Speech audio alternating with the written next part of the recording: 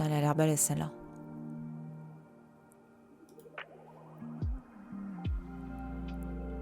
J'aime bien cette...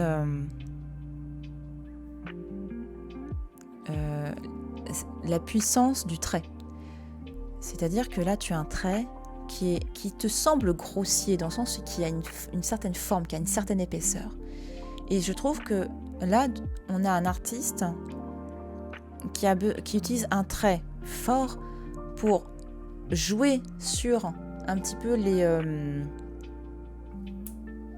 comment dire, sur le... pas la mode, mais en gros un peu sur... comme un enfant dessinerait. Tu vois ce que je veux dire? Enfin, sur un dessin un peu enfantin, sur la manière de faire des gros traits comme ça, et qui d'une force par rapport au sens, enfin, quand tu regardes, c'est un champ de mort. On laboure un champ de mort. Et du coup, on aime ce principe de décalage, parfois, il va accentuer. Enfin, dans l'art, il est souvent utile pour accentuer ça. Donc là, le principe de la manière de dessiner un petit peu comme un enfant, enfin, le dessin d'enfant va accentuer ce décalage qui, du coup, devient malaisant, d'où discours politique derrière, d'où questionnement, etc. Là, on n'est pas dans du trash, on est dans le... voilà, on est dans le questionnement. Du coup, ce décalage, il accentue ça. Ça et aussi un côté qui est très à la mode. Donc, oui, voilà, en plus, on doit être dans les années... on est Verdun, on doit être dans les années 20. Il y a un retour de certaines pratiques artistiques, notamment je ne sais pas si c'est une estampe sur bois, mais un travail de la xylographie qui aime bien les gros traits aussi. Enfin, c'est dire, ce que je veux dire par là, c'est que c'est aussi à l'époque, c'est des tracés qu'on aime bien, qui donnent une impression pas forcément de rustique, mais de société primitive. Donc il y a une hype, tu vois, il y a une hype en fait. On aime bien tout ce qui est technique considérée comme étant ancienne ou venant d'un ailleurs un petit peu exotique, qui incarnerait des sociétés primitives, etc. Donc il y a ça. Mais là, moi, de ce que je vois là, c'est comme ça que je l'ai interprété d'abord. C'est ce décalage puissant entre un dessin qui pourrait s'apparenter à un dessin d'enfant et en même temps, le sujet qui est terrible en soi. Et alors, Lucien Laforge, on est en 16. La mort est omniprésente dans cette caricature. 700 000 soldats français et allemands ont péri à Verdun en 1916. La légende de l'œuvre, le Kronprinz au Labour, fait référence au prince héritier allemand qui, tel un ange de la mort, ne pourra labourer que des os une fois conquis Verdun. Voilà. Pacifiste, l'auteur dénonce les violences de la guerre et ce malgré l'interdiction qui sévit. J'aime beaucoup celle-là, elle me parle beaucoup. Je regarde vite fait ce qu'il a fait d'autre, ce Lucien Laforge, parce que c'est un nom qui me dit quelque chose, mais... D'accord. Et des œuvres, ça vous dit? Mon Wikipédia, mon ami.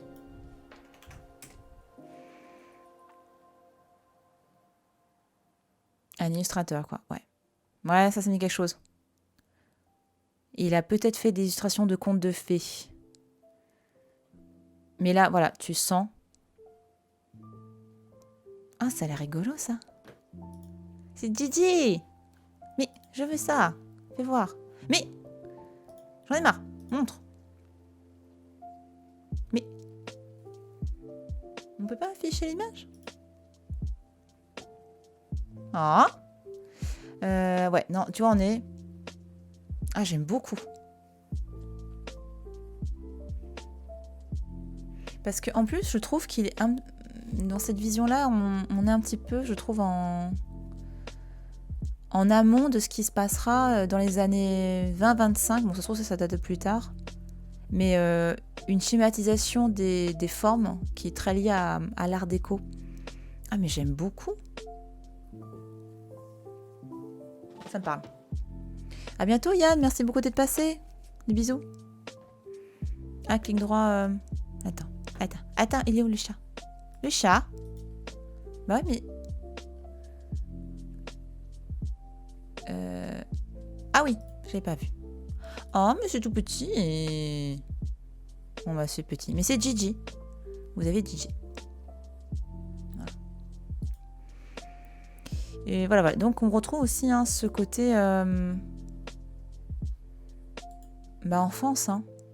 Voilà. Mais j'aime beaucoup. J'aime beaucoup. Ok. Merci. Alors, le début du XXe siècle. La caricature de tout un siècle en quelques lignes. Difficile, c'est vrai. Alors, du XXe siècle, impossible. 4 régimes politiques. 2 guerres mondiales. Le fascisme, le communisme.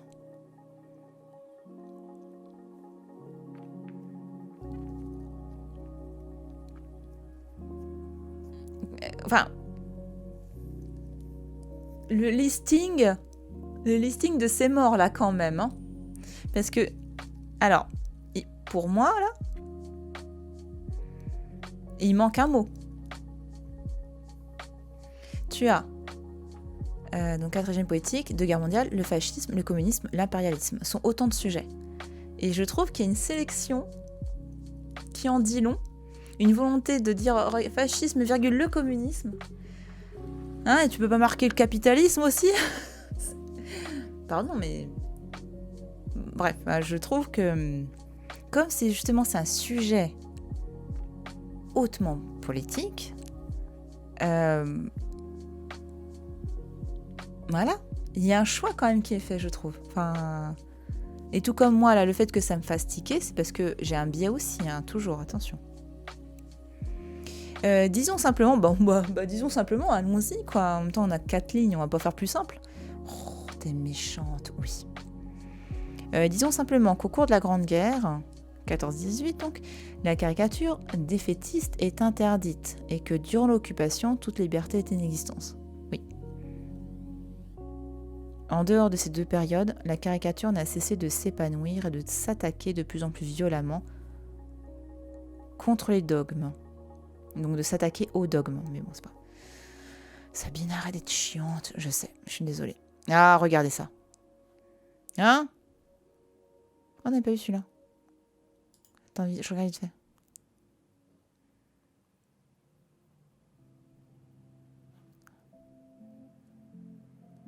Ah, c'est marrant. C'est un jeu, du coup. D'accord, c'est un puzzle. C'est marrant. Ah, les méchants communistes et les méchants...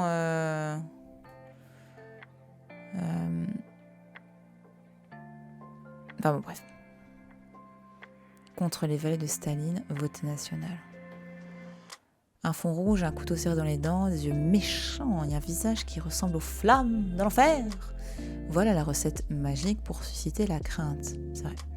À mi-chemin entre l'affiche de propagande et la caricature, ce dessin cherche à exacerber le danger que représentent les communistes à la sortie de la guerre. Bon, ça, là, il relativise mieux, je trouve, le truc. Enfin, il présente...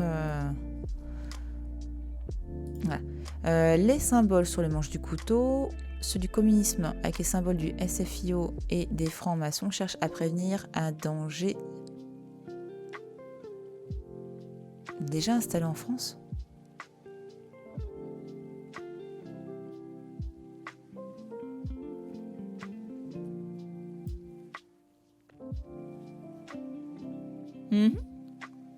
Ouais. C'est pas sympa pour les francs-maçons, mais... Tu vois, après, ouais. Non, je ne vais pas s'éterniser sur ce genre de sujets qui sont dangereux. Méchant franc-maçon. Nous sachons. Voilà. On va résumer en nous sachons. Disons simplement, comme ils disent eux-mêmes, nous sachons. Contre ça, voter communiste. alors ça, par contre, c'est bien qu'ils jouent une sorte de ping-pong, là, c'est rigolo. Ça, j'aime bien. Salut, Wyvern. Comment ça va? Il y a toujours un peu de soi qu'on résume. Ouais. Ça, c'est vrai. En plus, voilà. Affiche communiste de 36. Alors, attends, l'autre, elle date de quand? 34. 36. Là, on a un parti communiste qui est très puissant, qui fait certaines choses, enfin, qui arrive à faire certaines choses dans tout ce qui est droit, société, etc. Enfin, les congés payés. On arrive aussi, bon, ça, là par contre ce sera après la Seconde Guerre, mais après donc la sécurité sociale avec Ambroise Croizat, etc. Donc là on a un parti communiste qui est fort et qu'on craint véritablement. Hein. Alors là, on a peur des communistes, on a peur qu'ils arrivent avec des... enfin, qui mitraillent tout le monde. Enfin voilà, il y a une crainte puissante et qui finalement est à l'échelle de la puissance politique à ce moment-là du Parti communiste en France.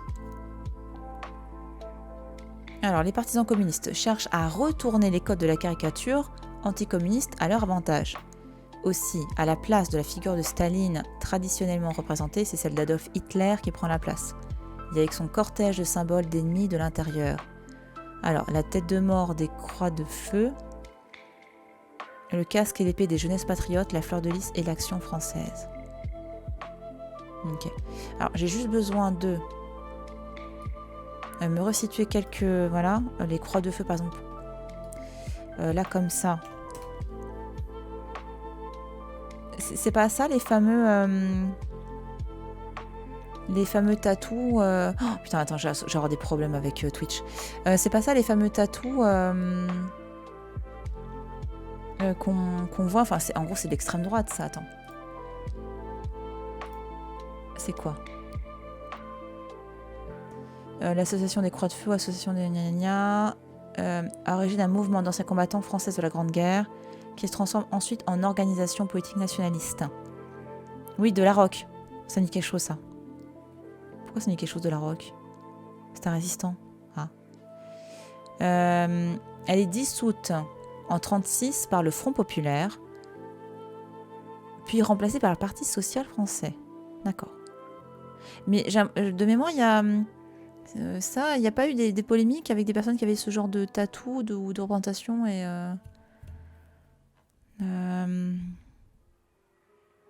Alors, la question. Ah, par contre, cette section ne respecte pas la neutralité de point de vue. Donc, attends, voilà. Mais, j'ai quand même... Alors, la question d'appartenance des croix de feu aux ligues d'extrême droite est épineuse. René Raymond qualifie même le cas des pièces maîtresses de la controverse sur le fascisme en France. En effet, si les croix de feu sont assimilées par les observateurs extérieurs aux ligues nationalistes, ils n'en présentent que certains aspects. Ah oui, je comprends pourquoi Wikipédia est en mode non, il n'y a pas de neutralité là. Stricte discipline, mouvement fortement centralisé, délibération secrète, un service d'ordre est dispo. Oh. Il présente des différences avec d'autres ligues, pas d'uniforme, pas d'armes ou de baudrier, un seul signe distinctif consistant en un brassard tricolore. D'accord. Par contre, ils ne veulent pas s'allier avec l'extrême droite. Et ils condamnent le totalitarisme et l'antisémitisme. Ouais, donc c'est un sujet épineux quand même. Hein. D'accord, donc ça fait partie de l'extrême droite. À mon avis, tous. Alors, pareil, les jeunesses patriotes. Pareil, il n'y a pas encore eu un truc là récemment par rapport aux jeunesses patriotes, là des gens qui en font partie.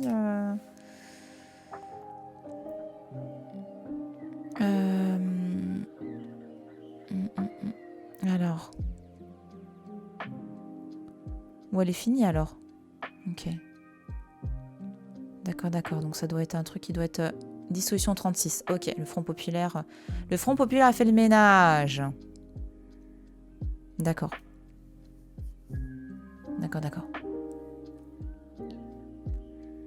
Et fleur de lys de l'Action française. Je regarde vite fait. Hein. Désolée, mais je trouve que c'est important de Ouais, et c'est marrant aussi tout cet imaginaire visuel entre l'épée médiévale, euh, tout ce qui est aussi le,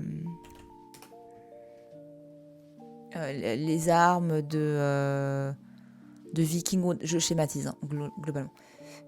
Voilà, dans tout cet imaginaire-là, il est... Alors, l'Action française, école de pensée mouvement politique, nationaliste, royaliste, d'extrême droite. Ouais. Soutien de la maison d'Orléans. Mais pareil, il n'a pas été dissolu? Non. Ok. Entre-deux-guerres. Ouais, ok. Bon. Très bien. Enfin, très bien. Bref. Non, pas bien. Ok, ça existe encore. Je suis très nulle à ces trucs-là parce que je les mets de côté. Mais je ne devrais pas. Voilà, c'est pour ça que je le fais là, avec vous, parce que je pense que c'est important de regarder, de reconnaître les symboles, ces choses-là. Enfin, voilà, je pense que c'est important. Et aujourd'hui... je vais me faire ban de Twitch, là. Sarkozy, ce petit facho qui résiste à l'Europe. Un haut noir, un pantalon rouge, un casque avec des plumes, Nicolas Sarkozy porte les attributs principaux d'Astérix. Seulement l'épée, ce qui le réduit au statut d'anti-héros impuissant. Charbe souligne ici un préjudiciable pour la France. Nicolas Sarkozy, alors président de la République, est ici taxé de facho, car en août 2010, une circulaire a été mise afin d'évacuer des camps roms illicites. Le titre Sarkozix résiste à l'Europe fait référence à l'incident qui a opposé Sarkozy et Barroso, donc président de la Commission européenne. La France étant soupçonnée de ne pas respecter la législation européenne concernant la liberté de circulation des citoyens en Europe. D'accord. Ah, il a été... Ah ok, je ne me rappelle pas qu'il a eu le titre de chevalier de la Légion d'honneur. Ouais. Donc Charbe qui... Voilà, qui périt durant l'attentat de... Ouais. La caricature contemporaine. Après la Seconde Guerre mondiale, la caricature se donne un nouveau genre, plus brutale, plus directe souvent. Elle tire dans toutes les directions, mais les procès qui lui sont intentés sont presque toujours déboutés. Dans le champ politique, sa liberté est quasi totale. Suite à l'attentat du 15 janvier 2015 contre le journal satirique Charlie Hebdo, les dirigeants d'une 60aine de pays manifestent dans les rues de Paris en soutien à la liberté de la presse. Cavana, le fondateur de Harakiri et de Charlie Hebdo, tient ce discours en 1981. Applaudir aux plus beaux exploits de la bêtise, de la méchanceté, ont rajouté, en allant dans le même sens qu'elle mais plus loin qu'elle, le plus loin possible dans la logique tordue jusqu'à l'absurde, l'odieux jusqu'au grandiose. Mépriser les tentatives des petites rigolades secondaires, taper là où ça fait le plus mal, comme un bœuf. Par contre, du coup, on n'a pas l'image, là. Du coup, là, c'est quoi?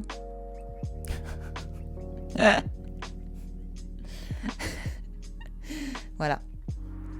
T'as la ref? Là, on a le couronnement de Napoléon par David.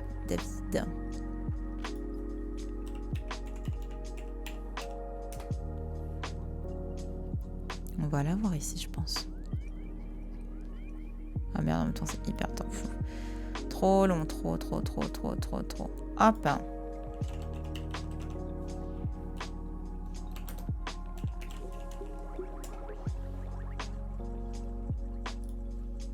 Voilà. La ref. T'as la ref. Voilà. Donc le sacre de Joséphine par... Enfin, c'est sacre de Napoléon, mais la scène représentée, c'est Napoléon couronnant Joséphine. Et voilà, donc là, on a Macron. Et du coup, il couronne qui?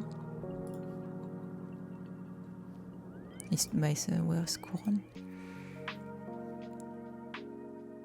Alors, Kirot reprend ici une œuvre majeure de l'art français, Le sac de Napoléon, de David, peintre officiel de l'empereur.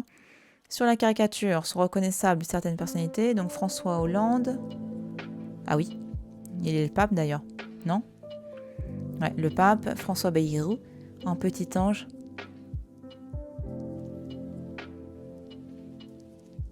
Bah.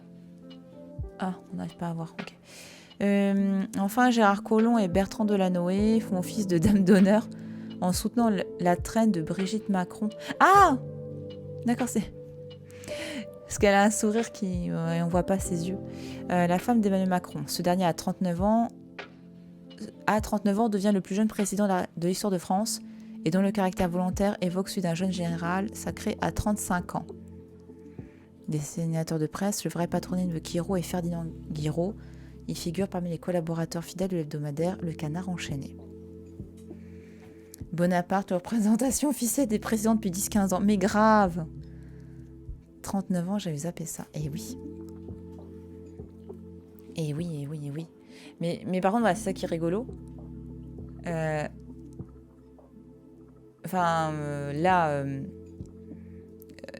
C'est... Ce qui est rigolo, c'est que là, tu vois, eux, ils interprètent un petit peu... c'est mon impression. Je peux me tromper. Mais la manière... Enfin, quand je lis le truc, ils mettent en avant le fait que c'est le caractère volontaire qui évoque un jeune général... en gros, comme si c'était une simple comparaison par rapport, visuelle entre le sacre et tout ça. Et le fait que ce soit ce caractère volontaire, alors qu'à mon avis, c'est plus que ça. À mon avis, c'est le caractère dictatorial qui est mis en avant, là. Après, je suis pas dans la tête, mais je vois pas, en gros, juste c'est le caractère volontaire. C'est pas ça qu'ils veulent mettre en avant. Voilà, c'est comme ça. Enfin, le petit despote, voilà. En plus, comme tu dis, depuis 10-15 ans, Bonaparte est la figure par excellence. Déjà parce qu'il est utilisé par tous les hommes politiques depuis un moment. Et en plus, ce côté un peu dictatorial, on le retrouve chez certains, hein, comme chez Sarkozy, tout ça, quoi. Oh purée. Je vais me faire ban. Ah, c'est dégueulasse. Ah. Ma fille est un point de détail du stand de mes couilles. Ah. Oh putain. Ah bah oui, c'est le canard. Et à mon avis, le point de détail de l'histoire, c'est par rapport aux chambres, j'imagine. Il eût été dommage, je suis d'accord. Il eût été dommage de ne pas montrer une caricature de l'extrême droite, tout à fait. L'un des sujets favoris des caricaturistes. Cette grosse boule. Ah, il se lâche là. Allez, vas-y, c'est la dernière. N'est autre que Jean-Marie Le Pen, fondateur du Front National. Il a été accusé de négationnisme à la suite de ses propos sur les chambres du régime nazi, les qualifiant de, et là je comprends, détails de l'histoire avec les guillemets, pour évoquer leur soi-disant insignifiance. La formule est ici détournée pour désigner Marine Le Pen, sa fille et successeuse à la présidence du Front National. Tout à fait. C'est bien ça. Putain, avec la croix gammée là. Oh, ah là là. C'est bien. C'est bien, c'est bien. Donc là, on était au pouvoir. Ah, on a fait qu'un truc là, c'est ça? Non, putain, on n'est pas couché. Hein. La société. Et après, c'est la religion. Oh, ça va être chaud, la religion.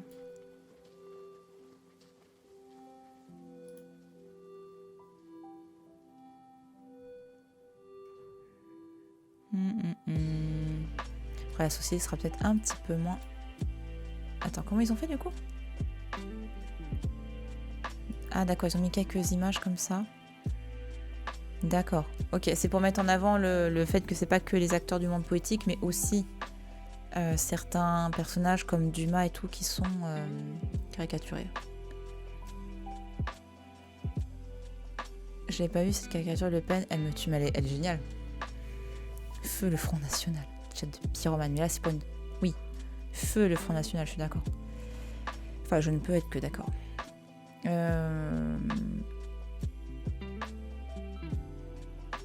Ouais, donc bon, ok. Donc après, ça, c'est Victor Hugo. Souvent représenté avec une grosse tête, comme ça, pour foutre de sa gueule. C'est des jaloux. Ah là là. Ils aiment bien... Ils aiment bien vanner comme ça. Oh, ça c'est tiers, ça, non? C'est Verlaine. Ah, ah, ah, ah. Ah là, ils aiment bien troller. Hein. Pardon.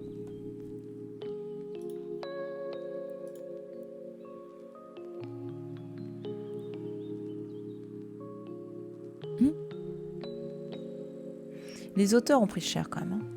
Après, il y en a d'autres. Hein. Mal armés et tout, c'est rigolo.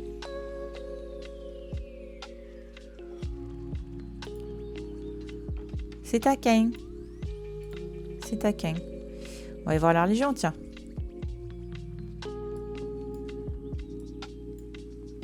Types sociétaux. Oh, putain, on va tomber dans des clichés là. Oh putain. Du coup, je vais voir qui a fait ça. Le look bavure policière. Le pauvre. Plus un autre. C'est deux Salch. Ok. En 3 actes, les caricatures de citoyens de société française. Ah là là.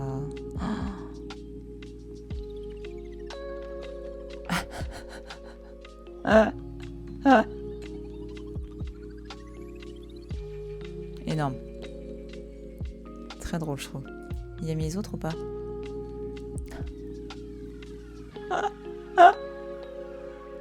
Ouais, franchement, voilà, il y a, dans certaines manières d'expliquer le truc, bon, c'est parfois un petit peu parti pris, je trouve. Mais après, un sujet pareil, tu dois prendre parti. Tu peux pas faire genre...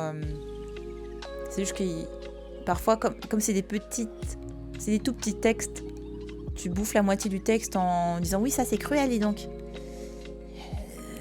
Pour ça, non. Pour d'autres, oui, ça va. Calmez-vous, calmez-vous. Oh putain, coupe de cheveux UMP, regard de curé pédophile. Oh là là. Sort à peine du cul de sa mère.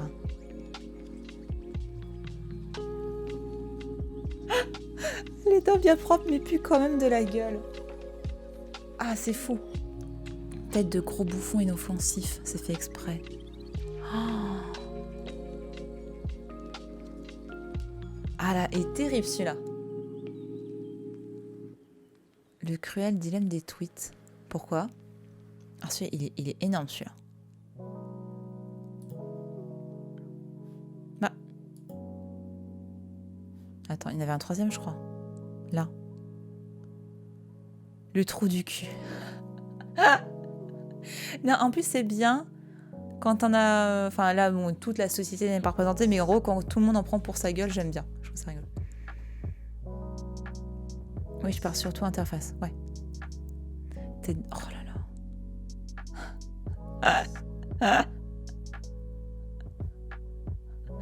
Ah, c'est d'une violence, quoi.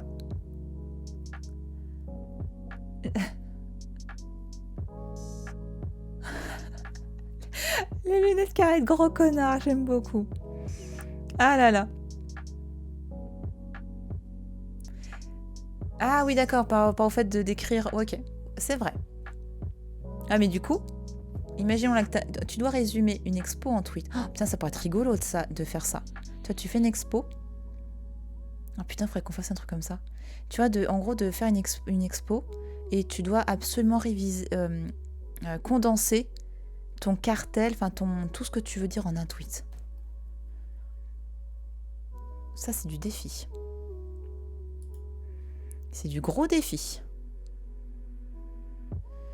Ah oui, ça c'est le... La référence, c'est l'Angélus de Millet. Voilà. L'Angélus par Millet, prions mes frères pour les pommes de terre malades. Donc c'est paraphrasé par Adol, un caricaturiste. Priez pour les pommes de terre, les paysans font ici figure de personnes sans réflexion, représentant de vieilles croyances. Quant au sujet, l'auteur y accuse ici sa trivialité paysanne.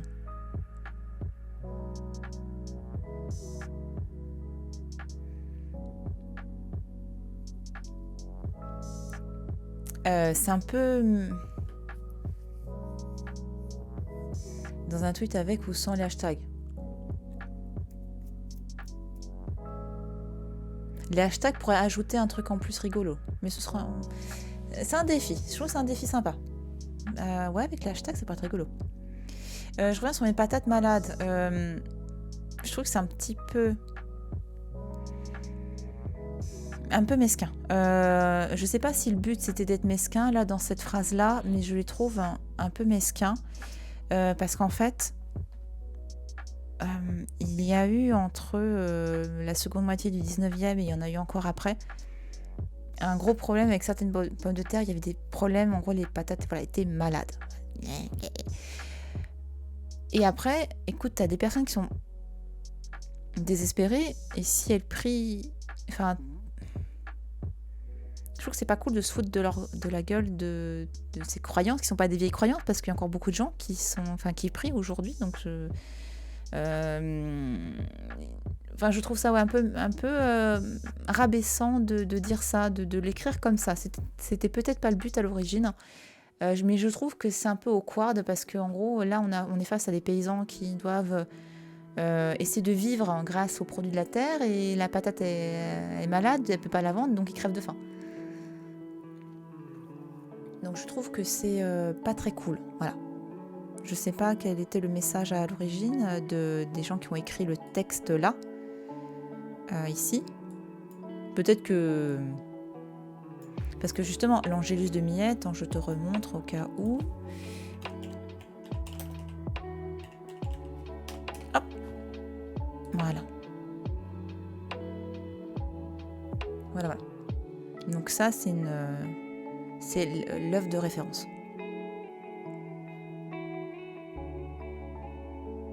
Voilà. Et que...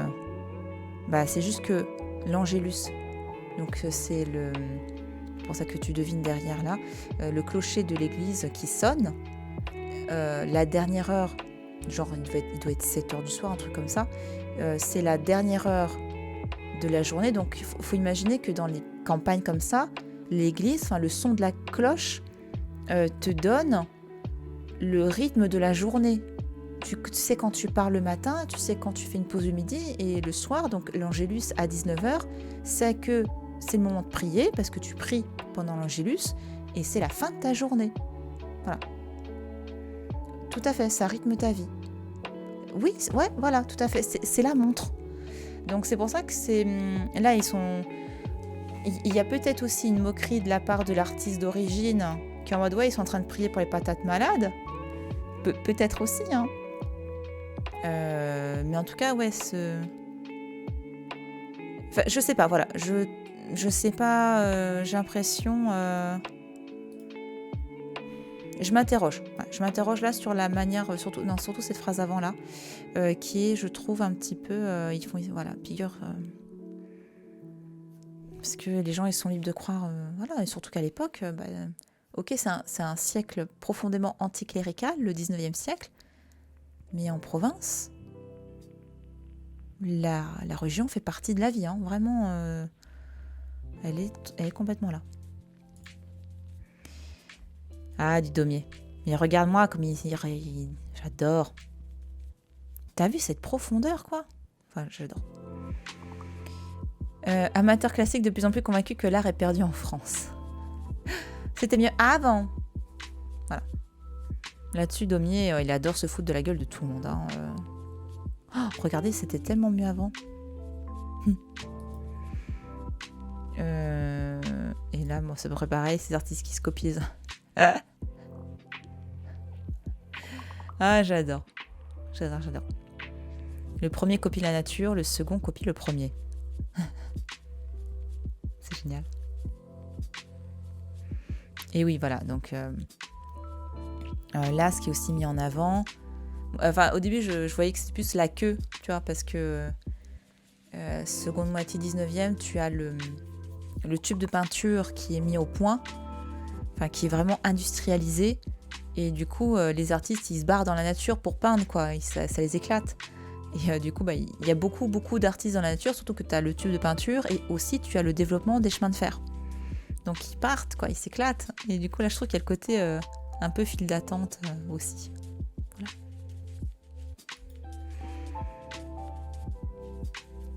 Voilà. Attends, hop. Allez, attends, du coup. Ah! Voilà.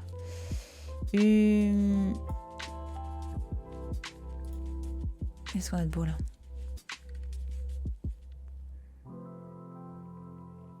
L'homme poétique Jean-Baptiste Bienvenu Martin sépare de manière risible un homme d'église et une Marianne, symbole de la République, qui jusqu'alors ne faisait qu'un.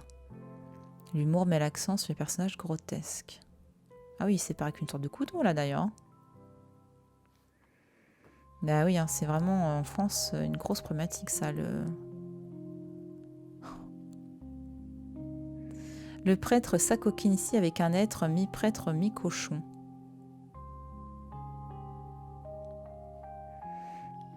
En fait, c'est avec un cochon qui est aussi prêtre, mais le prêtre est un être à part.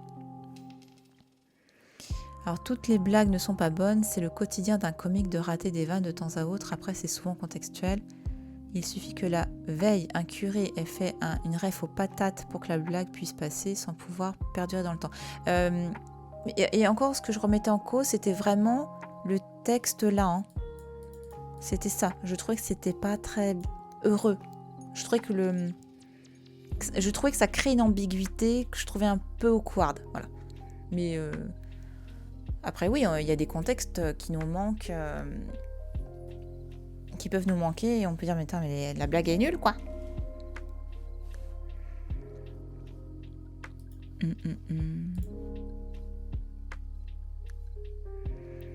Vivre, ça n'est pas attendre que l'orage passe. Vivre, c'est apprendre à danser sous la pluie.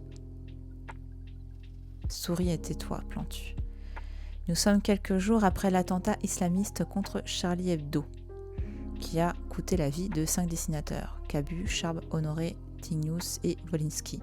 Dans les dessins de Plantu, un imam, un évêque et un rabbin, on va y arriver, sont bras dessus dessous dans un climat de paix et d'amour.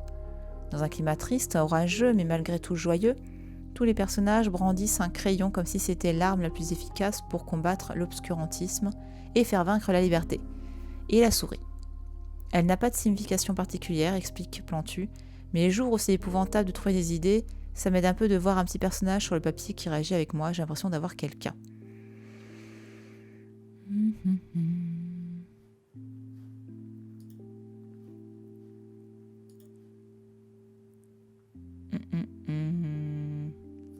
Alors, dessin qui a fait la une de Charlie Hebdo au lendemain des attentats du 7 janvier 2015, c'est un manifeste de liberté. Malgré les menaces, Charlie Hebdo en publie l'image du prophète, une fois de plus en tenant un panneau « Je suis Charlie » en signe de soutien. En aurait-il profité pour donner une forme phallique au prophète ? La mention « Tout est pardonné » s'adresse probablement à tous.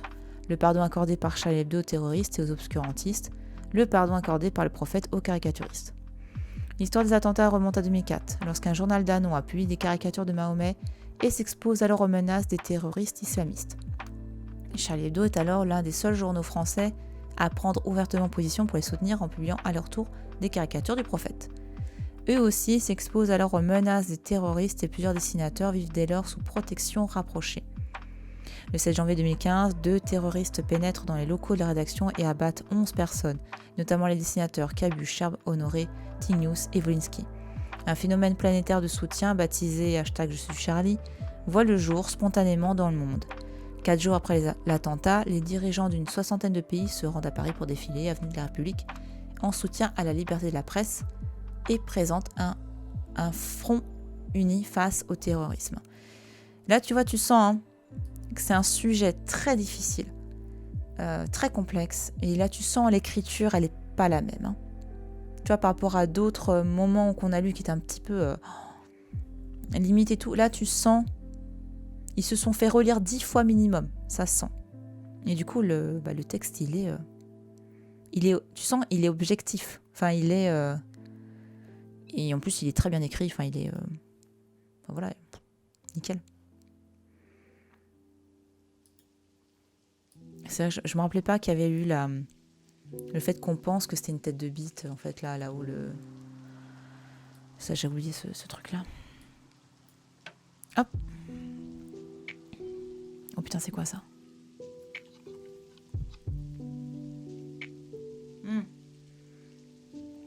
L'assiette au beurre. Le Vatican est portraituré comme un gros monstre à quatre pattes dont le visage est remplacé par la façade de la basilique Saint-Pierre de Rome. Il étrangle un pauvre homme qui cherche à se hisser et lui fait vomir tout l'argent qu'il possède. J'ai l'impression qu'il veut lui remettre, non? J'ai l'impression qu'il... et perdre un peu de sang au passage. Bé. Au cours de son existence, qui correspond à la période qui précède la loi de séparation de l'Église et de l'État, le journal de l'assiette au beurre sera profondément anticlérical. On est en 1905 là.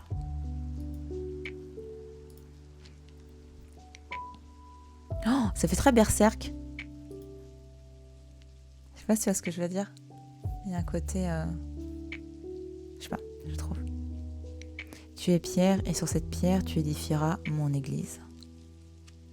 Ah oui, c'est marrant cette transformation de Saint-Pierre de Rome avec des bras là qui semblent avaler la population comme un vampire, et là t'as des sortes de chauves-souris, enfin ça ressemble à des chauves-souris.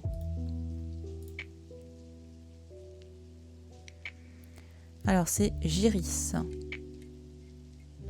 Ou Giris peut-être. On est en 1903. Donc il diabolise ici le Vatican et le dépeint comme un antre. Une antre? C'est une antre? Oui, sombre et caverneuse. Oui, c'est qu'il y a un oublié, une typo. Et comme une cité pleine de péchés, de vices. Sodome et Gomorrhe. Les mains tentaculaires enferment la place de Saint-Pierre de Rome dans un signe d'avidité et de contrôle absolutiste. Ce crayon noir sombre rajoute un côté sombre, obscur, voire obscurantiste. C'est rigolo, là, la répétition du mot, j'avais l'impression qu'on avait déjà lu obscurantiste juste à la place d'absolutiste. C'est rigolo. Au cours de ton existence, qui correspond... D'accord. Like déjà vu. L'antre. Son antre. Oui, d'accord. Oh, ok, c'est pour ça que j'ai bugué. Ok, non mais oui, ok, j'ai bugué. Donc oui, c'est pour ça qu'il y a un antre. J'ai du mal avec de dire un antre, j'ai du mal. C'est marrant. Hein.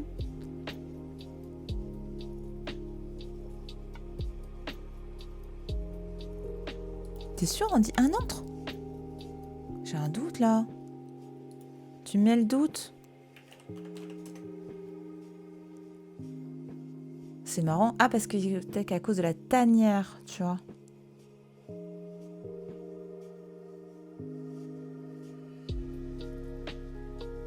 Ouais, et comme à chaque fois t'entends avec un pronom défini... Enfin, non, justement. Non, c'est pas un pronom... bah si, un pronom défini. T'as toujours L apostrophe.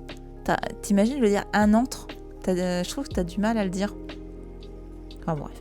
Bah, ok, tu as raison. Enfin oui, tu as raison, mais... Ok. Autant pour moi. Critique du clergé. Avez-vous remarqué que Dieu ne rit jamais dans aucune religion? En même temps... On était deux cons aussi, non? Le rire serait-il diabolique, interdit? Il n'en fallait pas plus aux caricaturistes pour s'emparer du sujet et à le profaner, oh les vilains, c'est-à-dire en neutraliser les valeurs qui avaient été érigées comme sacrées par la société. Le clergé est particulièrement visé pour son avarice et son hypocrisie. Oui, en fait c'est plutôt ça que les caricaturistes visent. Hein. C'est surtout la... je cherche le mot. C'est même pas que l'avarice. C'est le... pas les détournements, mais si un peu quoi. C'est la... Ah, je cherche un mot précis, je le trouverai pas, mais c'est pas grave. Vraiment, cette quête de l'argent, quoi. C'est la cupidité, voilà. Le niveau de vie hors sol. Hein? Non, c'est vraiment cette notion de la recherche de l'argent qui n'est pas censée être en accord avec les accords, avec... et c'est même pas vis-à-vis de Dieu, hein, les caricaturistes, ils ont rien contre Dieu fondamentalement.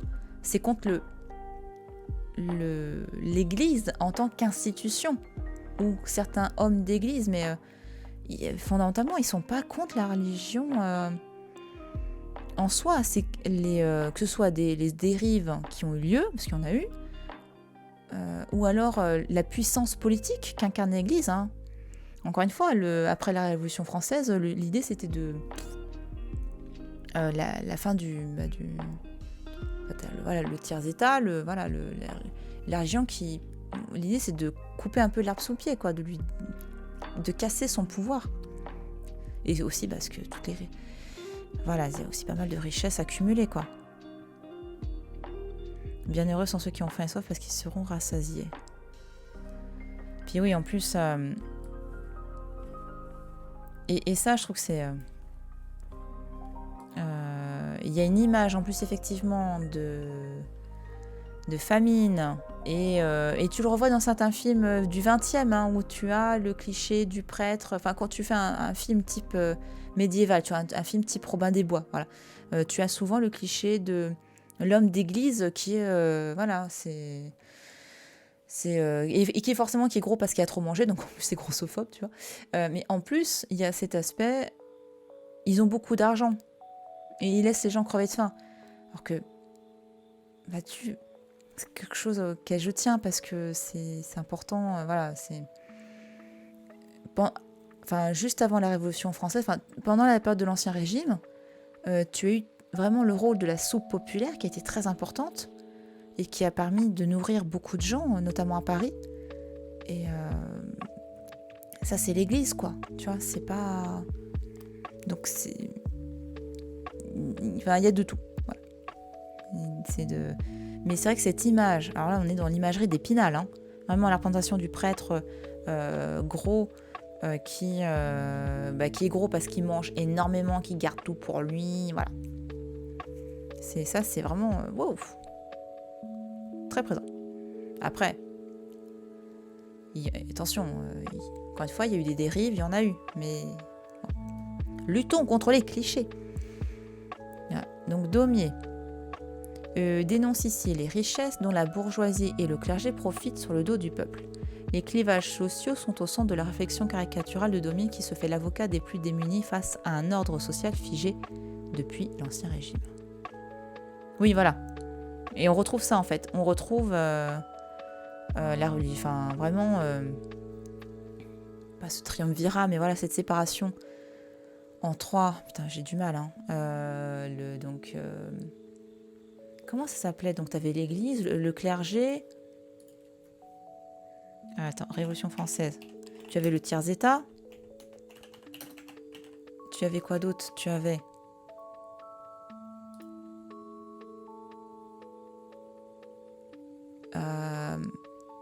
les trois ordres, voilà. Cherchez le mot. Voilà. La noblesse, le clergé, le tiers-état. Voilà. Putain, mais c'est con, hein, tu vois, c'est des mots tout cons que je cherche depuis tout à l'heure. Qu'est-ce que tu fais, Gigi? Je fais des bêtises. Voilà.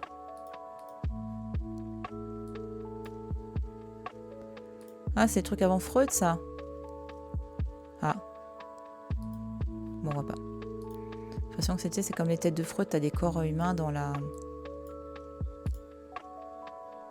Ah, les guignols. Ça manque, les guignols. Hein. Ah là là, terrible. Terrible, terrible, terrible. Bon. Bah, c'était... Ah, c'est vrai, il y a une... Alors, ça aussi, c'est... Donc ils n'ont pas le temps, je pense, d'en parler beaucoup dans le truc, mais euh, donc là on voit à travers les guignols de l'info, mais ça, le spectacle de guignols de manière générale, ces petits spectacles, ça aussi, ça a permis de forger l'éducation politique. Donc après, c'est selon un certain point de vue, hein, voilà.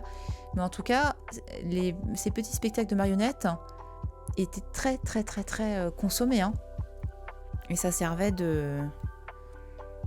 comme les guignols de l'info, quoi, de divertissement, que ce soit pour les enfants, mais aussi pour les adultes, hein, mais dans une dynamique aussi par rapport aux enfants de les former à la chose politique, genre eux c'est les méchants, machin, c'est gentil, voilà. Peut-être un peu... Bon. Ok. Mais en tout cas, intéressant, la disposition des trucs. C'était sympa comme tout, hein, comme expo, hein.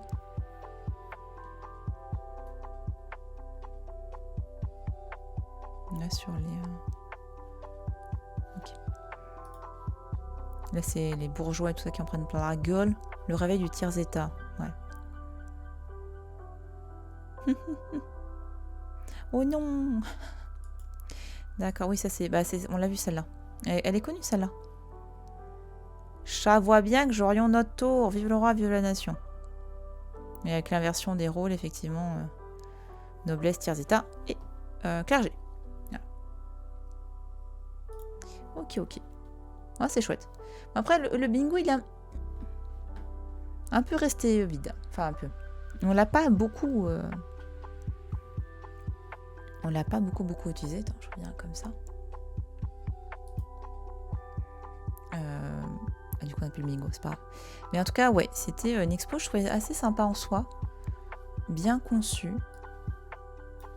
Je remets ça là. Voilà. J'ai pas vu. Avant le live. Merci Hydroxychloride pour ton follow. Merci beaucoup. J'avais pas vu. Donc, je ne doute pas que ça va s'étoffer. 2. Yeah, bien cool. Bah écoute, tant mieux. Donc voilà, donc c'est là. Hop, petit live culturel. Bon, après, petit, ça va déjà... Ah, le bingo, oui. Complètement. Ah oui, non, et d'ailleurs, il était pas beau, là. Tu vois, faut que j'en fasse un. Un beau. Putain, elle a du mal, là, la caméra. Calme-toi. Faut que j'en fasse un beau design, mais ouais, le bingo, c'est trop rigolo, ça. Et le bingo, ça va être très drôle aussi, c'est quand on fera des réacts de documentaires type Stéphane Bern et tout ça, ça va être hyper drôle, ça. Ça va être marrant comme tout. Donc voilà pour cette expo-là. Donc du coup, les prochains lives, on a mémoire quand tu nous tiens. Demain et mercredi, c'est ça? Il n'y a pas de live. Attends, si, Sabine, il y a du gaming le soir. Alors demain en journée, moi je suis au centre de vaccination. Et le soir, donc 20h30, ouais, on joue à Hades. Ça fait longtemps. On va voir où on en est au niveau. Voir est-ce qu'on va réussir à... J'avoue, là, les deux boss, là, les sacs à PV, là, que sont... c'est lequel? C'est Thésée Minotaur. Putain, j'aimerais bien les avoir. Donc demain soir, on stream Hades. Jeudi. Alors jeudi, je fais plein de trucs. Jeudi matin, dès 9h. Donc là, il y a un live sur ma chaîne. Sur une exposition consacrée aux manuscrits médiévaux. Sur les techniques, les couleurs utilisées en manuscrits médiévaux. C'est vraiment bichette. Grosse journée jeudi. Grave, ouais. Donc ça, c'est le matin. Après, il faut que j'aille bosser un peu au bureau quand même. Faut que j'aille bosser un peu. Et le soir, il y a 2 lives. Il y en a un qui n'est pas sur ma chaîne à 18h, donc qui est aussi culturel. Oui, mon amour. Qui est culture sur la chaîne de Professeur Cloto.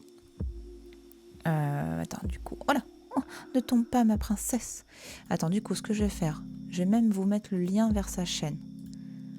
Parce que si vous ne connaissez pas Professeur Cloto, mais elle est trop cool. Donc Professeur Cloto qui est professeur de français, de littérature, et qui a une chaîne pour enseigner auprès de ses étudiants et plus globalement pour les gens. Et donc elle parle de littérature. Hop. Et on va faire, on a déjà fait un live ensemble. Mais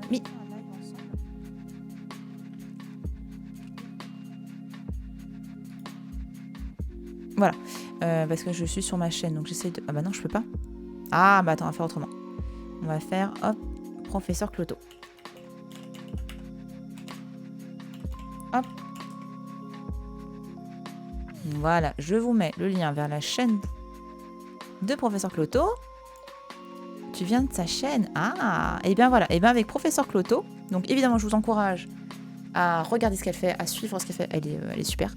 Et en fait, toutes les deux, on avait déjà fait un live ensemble sur sa chaîne il y a 3 semaines, lors de la Museum Week, et on avait parlé en fait de la... comment dire, de la formule Eureka, ça se prononce Eureka bordel, pour la place de Eureka, et on avait parlé du livre comme invention, en fait, comment le livre s'est formé dans l'histoire. Donc on avait beaucoup de choses à dire, donc on a commencé par le livre au Moyen-Âge, on s'est arrêté à la fin du Moyen-Âge, on a commencé à parler de la Renaissance et tout, et là, donc demain, on est censé continuer et parler de l'imprimerie, enfin comment l'imprimerie va révolutionner toute l'industrie du livre, en fait. Donc on va parler de ça demain à 18h sur sa chaîne, évidemment je vous encourage à aller voir ça. Et après, le soir, donc de retour sur ma chaîne, le soir en fait aussi avec des membres de POC Science, parce que voilà, le professeur Cloto fait partie de POC Science, et jeudi, on reste sur jeudi donc à 21h, on joue à Payday 2, on va braquer un musée avec le gonfleur d'hélice, Get Benzen et Robin de Tous Comprend. Donc voilà, je vous encourage évidemment à voir ça, parce que les pauvres gonfleurs d'hélice, et je crois que c'est Get Benzen qui savent jouer, ils n'étaient pas prêts à jouer avec nous. Mais on va y arriver. Donc c'était, voilà, c'est assez... ça va être sportif, mais ça va être drôle, on va y arriver. Donc il y a ça, et après samedi, c'est la nuit des musées. Donc évidemment, si vous voulez aller en musée, allez-y, voilà, passez la nuit dehors, voilà. Et pour célébrer ça, parce que je peux pas sortir, parce que le lendemain je suis de garde et je vais te défoncer si je commence à sortir la nuit. Mais je vais être fraîche, tu vois, si quelqu'un a besoin de... Je préfère être fraîche, tout simplement. Et l'idée, c'est de parler des musées insolites. Tu vois, t'as des musées un peu what the fuck, un petit peu, voilà. Et donc de parler soit de nos expériences quand on en a. Par exemple, moi, je parlerai peut-être de mon expérience comme guide au musée des égouts. Ça peut être rigolo d'en parler. Ils subissent un peu beaucoup, mais c'est pas grave. Ils demandent, ils sont en demande. Et voilà, donc de parler des musées un peu what the fuck. Je me suis dit, ça peut être rigolo comme discussion avec plusieurs streamers POC Science, dont Professeur Cloto. Après, je crois qu'il y a aussi le gonfleur d'hélice. Je sais plus qui y a d'autres. On est au moins 3, ça c'est sûr. Non, on est au moins 3. Donc ça va être marrant de parler des musées un petit peu insolites, quoi, pendant ce live-là. Et ce sera déjà pas mal. Hein, déjà, vous en avoir marre de ma tronche à la fin de la semaine. Mais au moins, c'est varié. Ça vous permet de voir des choses variées. Donc voilà, pour la petite histoire.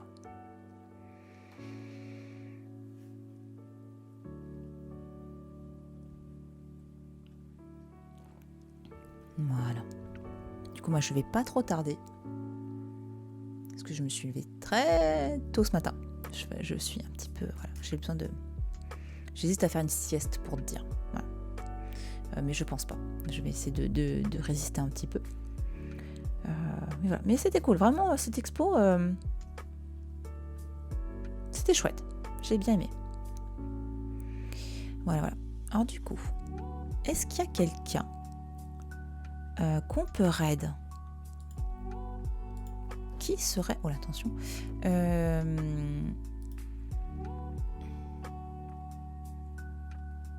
Alors, il y a... Ah, j'hésite. Parce qu'il y a Génolab et Concrètement Moi. On a fait Concrètement Moi hier soir.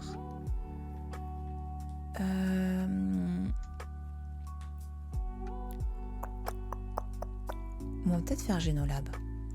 Parce que voilà, j'ai fait concrètement moi hier soir. On va peut-être varier un petit peu. Et en même temps, elle a 5 personnes, c'est peut-être plus simple. Enfin, Génolab, il a déjà quasiment 20 personnes. C'est peut-être plus cool d'arriver avec... Bon, allez. Comme là, je prends la personne qui a le moins de viewers pour l'encourager. Donc, on va aller voir concrètement moi qui papote, qui fait de la discussion. Ok. Du coup, prochain live demain soir, du gaming, Hades. Et on se retrouve après pour de la culture jeudi. Vous allez manger de la culture jeudi, mais vous aimez ça. Donc je vous fais des gros bisous. Et qu'est-ce qu'on peut lui dire? Tiens, bonne fin d'après-midi à toi aussi, Crasse-Tête, merci beaucoup. Qu'est-ce qu'on va lui dire? On peut lui dire...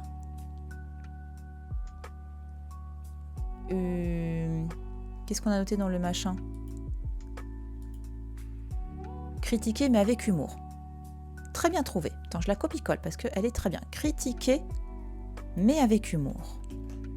En plus, ça va bien peut-être avec ses lives où elle fait du react autour des... Enfin, elle fait plein de choses, hein, mais ouais, je pense que ça va bien. Allez, critiquer, mais avec humour. On rejoint concrètement moi et je vous fais des gros bisous. Salut, bonne soirée tout le monde.